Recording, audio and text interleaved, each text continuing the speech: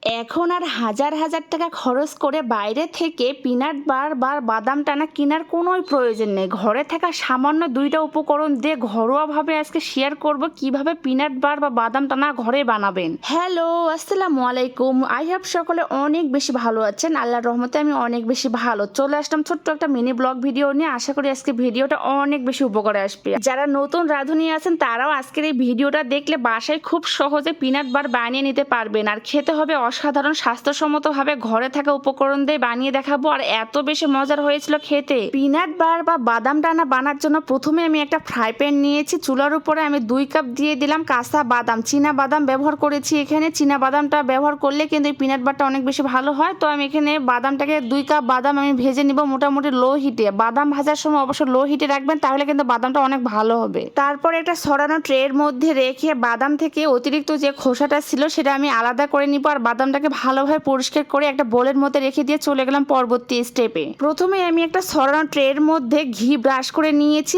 আগে ব্রাশ করে রাখলে কিন্তু এই পিনাট বারটা দ্রুত জমে যাবে, এই জন্য আমি ব্রাশ করে এক সাইডে রেখে দিয়েছি। তারপর চুলার উপরে একটা ফ্রাই প্যান বসায় দিয়েছি। এখানে দিয়ে দিলাম 1 কাপ লাল চিনি। আমি 1 কাপের একটু বেশি ব্যবহার করেছি, যেহেতু আমি চীনা বাদাম ব্যবহার করেছিলাম 2 কাপ, এই জন্য 1 কাপ দিয়েছি। আপনারা মিষ্টির পরিমাণটা বাড়িয়ে দিতে পারেন অথবা কমিয়ে দিতে পারেন। সামান্য একটু পানি দিয়ে ক্যারামেল হয়ে আসা পর্যন্ত আমি অপেক্ষা করব। যখন মোটামুটি ক্যারামেল হয়ে আসবে তখন এখানে দিয়ে দিলাম 1 টেবিল চামচ ঘি। ঘিটা অবশ্যই ব্যবহার করবেন, আর হাতের কাছে ঘি না থাকলে বাটারও ব্যবহার করতে পারেন। ঘরোয়াভাবে পিনাট বার তৈরি করার ক্ষেত্রে অবশ্যই ঘি অথবা বাটার ব্যবহার করবেন, তাহলে কিন্তু টেস্টটা দ্বিগুণ আসবে। আমার কাছে ঘি ছিল, এই জন্য আমি এখানে 1 টেবিল চামচ ঘি দিয়েছি। আপনারা চাইলে বাটারও অ্যাড করতে পারেন, তবে টেস্টটা বেশি ভালো আসবে। আজকে এই পিনাট বার তৈরির ক্ষেত্রে আমি একটা সিক্রেট মশলা ব্যবহার করেছি, সেটা হলো বেকিং সোডা। বেকিং সোডা সামান্য পরিমাণে অ্যাড করে দিয়েছি, তাহলে কিন্তু এই পিনাট বারটা 100% রেজাল্ট ভালো পাবেন। যে কোনো মিষ্টি খাবার তৈরির ক্ষেত্রে 1 চিমটি যদি লবণ দেয় তাহলে কিন্তু টেস্টটা